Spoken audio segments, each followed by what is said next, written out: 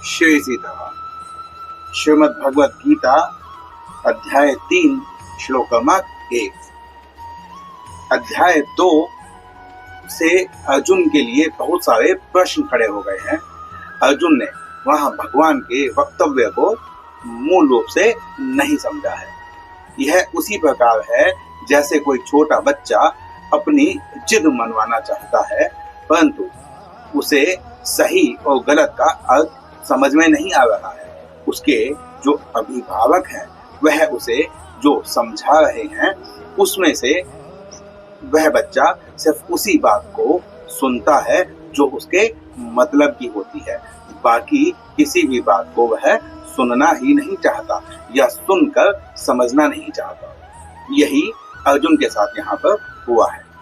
भगवान ने 2 विद्या बतलाई है, जिसमें भगवान ने यह कहा था कि अभी तक तुमने यह बुद्धि सांख्य अर्थात ज्ञान के रूप में सुनी थी, और अब इस बुद्धि को तुम कर्म योग के विषय में सुनो।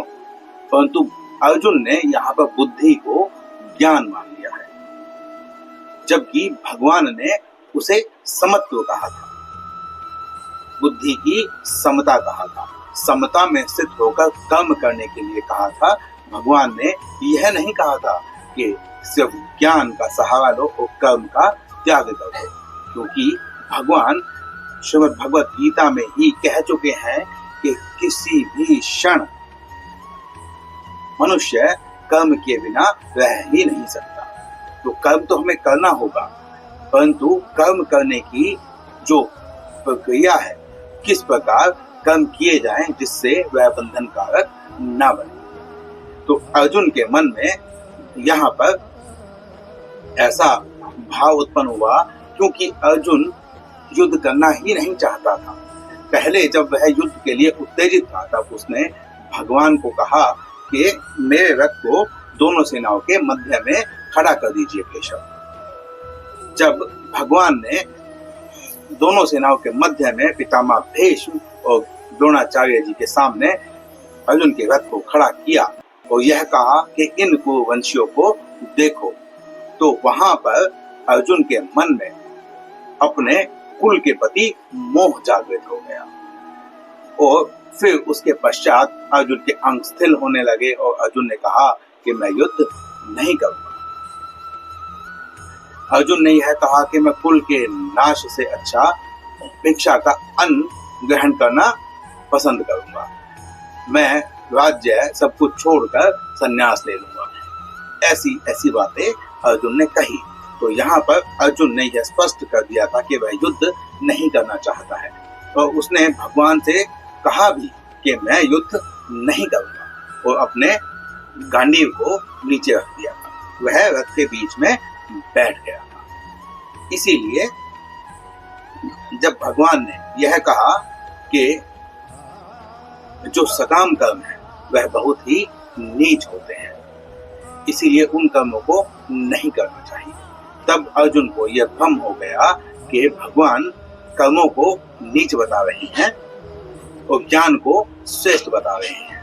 या अर्जुन सुनना ही यह चाहता था, या अर्जुन अपने मन में जो युद्ध न करने का भाव था उसको सही दर्शाने के लिए अर्जुन ने सकाम कर्म को नीच कहा गया है, परंतु अर्जुन ने यह जताने की कोशिश की कि जो कर्म है वह नीच होते हैं और ज्ञान जो है वह उच्च होता है।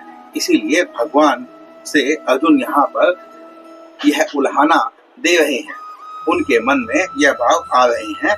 अर्जुन भगवान से कहते हैं, श्लोक इस प्रकार है, अर्जुन उवाच जायसी चेत् कर्मणस्ते मता बुद्धिर्जनार्दन तत्किं कर्मणि भोवे मां नियोजयसि केशव।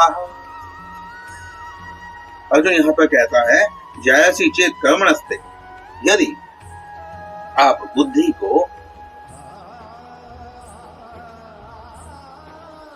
मता बुद्धिर जनार्दन, हे जनार्दन। जनार्दन किसको कहा जाता है? जनार्दन कहा जाता है भगवान को, ईश्वर को, जो सभी मनोरथों को पूर्ण कर सकते हैं, जिनमें सभी मनोरथों को पूर्ण करने की क्षमता होती है, जो इस जगत के पालनहार हैं। तो इस जगत में जिसकी जो भी आवश्यकता होती है उसकी पूर्ति जनार्दन करते हैं। तो इसीलिए अर्जुन भी अपने मनोरथ की पूर्ति कराना चाहते हैं, इसलिए यहाँ पर उन्होंने भगवान को जनार्दन कहा और यह कहा कि हे जनार्दन, यदि आप यह मानते हैं कि आपके मत के अनुसार जो ज्ञान है वह श्रेष्ठ है, जबकि कर्म जो है वह बांधने वाला है, वह नीच है, तो फिर आप मुझे इस घोर कर्म में क्यों लगा रहे हैं। और यहाँ पर भगवान को फिर केशव भी कहा। केशव में का ब्रह्मा, अ विष्णु और ईश शंकर को कहा जाता है, और वह जो है उसे कहते हैं वपु, अर्थात जिसके ब्रह्मा, विष्णु और शिव जिसके स्वरूप है, या भगवान जो परमपिता परमेश्वर है, जो ब्रह्मा, विष्णु और शिव को भी नियंत्रित करने वाले हैं। तो यहाँ पर केशव कहा है, और केशव उसे भी कहा जाता है जिसके घुंघराले बाल होते हैं। तो भगवान को केशव भी कहा, तो यह कहा कि आप सभी का पालनहार हैं, आप सभी के उत्पत्ति करने वाले हैं।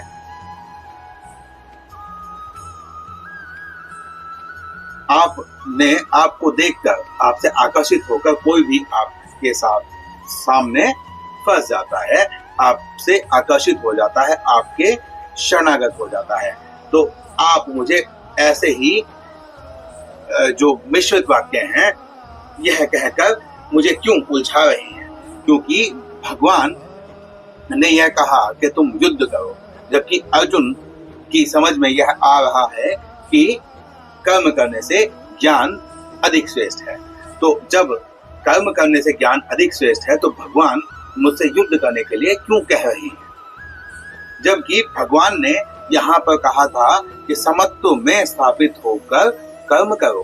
कर्म करने का सही तरीका बताया था कि किस प्रकार कर्म करना चाहिए, किस स्थिति में होने पर मोक्ष की प्राप्ति होती है। अंतिम श्लोकों में भगवान ने जो स्थित प्रज्ञ है उसकी स्थिति को बताया था। तो अर्जुन यहाँ पर स्थित प्रज्ञ की स्थिति को सिर्फ ज्ञान से ही तोल रहे हैं, इसीलिए उनके मन में यहाँ पर यह प्रश्न उठा कि अगर ज्ञान ही श्रेष्ठ है तो फिर मुझे आप घोर कर्म में क्यों लगा रहे हैं, ऐसे युद्ध में क्यों लगा रहे हैं जहाँ पर मुझे मनुष्यों की हत्या करनी पड़ेगी, जबकि राग और द्वेष का यदि मैं त्याग कर दूं तो मैं सिद्ध प्रज्ञ की अवस्था को प्राप्त कर जाऊंगा, जिससे मेरा कल्याण होगा। परंतु भगवान ने राग और द्वेष को त्यागने की बात कही थी, यह नहीं कहा था कि कर्म नहीं करना चाहिए। भगवान ने कामनाओं का, स्पृहा का, निर्मम होने का और अहंकार होने का कहा था, यह नहीं कहा था कि तुम कर्म मत करना। तो अर्जुन ने यहाँ पर भगवान के जो वचन हैं उन वचनों को सही से नहीं समझा, इसीलिए अर्जुन यहाँ पर यह प्रश्न कर रहा है। लौकिक में भी अगर हम देखें तो मान लीजिए कि मुझे बंदूक चलानी आती है और मैं सेना का अधिकारी हूँ या मैं बॉर्डर पर हूँ, वहां पर जब सामने से गोलियां चल रही हैं या मेरे सामने कोई आतताई आ गया है और मुझे बंदूक चलानी आती है, परंतु मैं उस बंदूक को चलाऊं ना, तो क्या वो ज्ञान मेरे किसी काम आएगा? जब तक उस ज्ञान को मैं यथार्थ व्यवहार में नहीं लाऊंगा तब तक वह ज्ञान पूरा ज्ञान ही रहेगा, वह किसी के लिए भी लाभकारी नहीं है। इसीलिए कर्म तो करना ही पड़ेगा, कर्म के बिना रह नहीं सकते। ज्ञान हमें यह सिखाता है कि हमें किस प्रकार से कार्य करना चाहिए। तो भगवान ने भी यहाँ पर यही बताया था, परंतु अर्जुन को कुछ भ्रम हुआ है जिसकी वजह से अर्जुन ने यह प्रश्न खड़ा किया है। तो इस श्लोक में इतना ही, मिलते हैं अगले श्लोक में अगले वीडियो में। शिव सीता।